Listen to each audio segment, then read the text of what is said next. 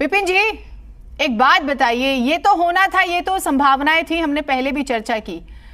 अब आम आदमी पार्टी यानी कि दिल्ली सरकार के पास क्या विकल्प बचता है? पहले ही 8 साल की लड़ाई, ऊपर से ये ऑर्डिनेंस, केंद्र भी रिव्यू पिटीशन लेके सुप्रीम कोर्ट पहुंच चुका है। तो अभी तो शुरुआत हुई है दंगल की।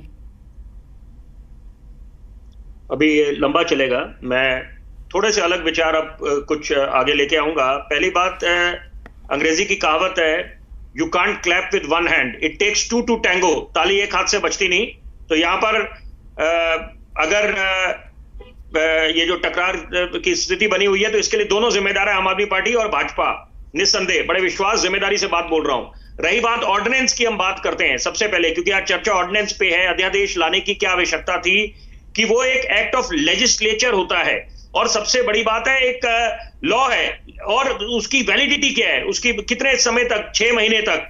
लेकिन वो बड़े अभूतपूर्व जब परिस्थितियां बनती है, एक्स्ट्राऑर्डिनरी सिचुएशन होती है, सर्कमस्टांसेस होते हैं, तब लाया जाता है, जिसको आप चैलेंज कर सकते हैं। उसको अगर यहां पर आम आदमी पार्टी की बात करें, वो उसको चुनौती दे सकते हैं कि यहां पर क्या कारण था कि अध्यादेश लेके आए गए हैं केंद्र सरकार, कि उस पर डिबेट डिस्कशन क्यों नहीं हुआ।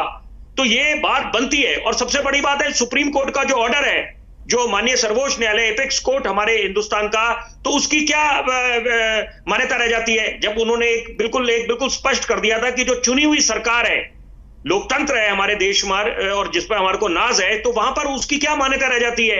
अब मैं सिक्के का दूसरा पहलू उजागर करना चाहूंगा, क्योंकि ये अभूतपूर्व स्थिति क्यों है और ये टकरार की स्थिति क्यों बार बार बन रही है। क्योंकि पहली बात समझनी चाहिए कि ये राजधानी है और यहां पर पूर्ण राज्य का ओहदा नहीं मिला हुआ है दिल्ली को।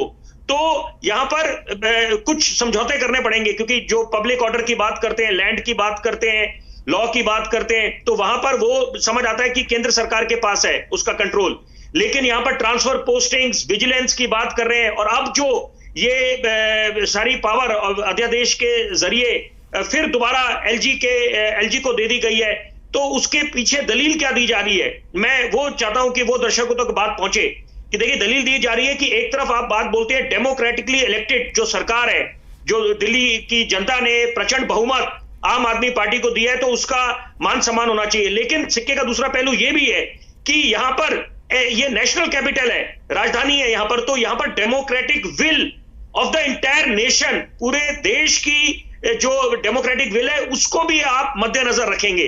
तो यहां पर ये बात, इससे थोड़ा सा मामला थोड़ा, मैं उसको अंग्रेजी का शब्द यूज, एम्बिगुअस हो जाता है, कि एक समझ के परे हो जाता है, कि यहां पर बड़ा कंफ्यूजिंग है कि यहां पर जो ये दायरा बना दिया गया है, कि यहां पर दोनों अपनी अपनी दलीलें दे रहे हैं कि एक तरफ डेमोक्रेटिकली इलेक्टेड जो गवर्नमेंट है, उसको पूरे अधिकार है वहां पर कि वो निर्णय ले, खासतौर पर जो ट्रांसफर पोस्टिंग्स के मामले हैं। ये बड़ा गंभीर मुद्दा है, क्योंकि यहां पर अगर खुले छूट नहीं मिली जाएगी, आजादी से नहीं आप निर्णय ले पाएंगे, तो कैसे आप सरकार चला पाएंगे, जो गवर्नेंस इलेक्टेड और सिलेक्टेड की लड़ाई। दिल्ली को। हाँ, ठीक है सर, ठीक है।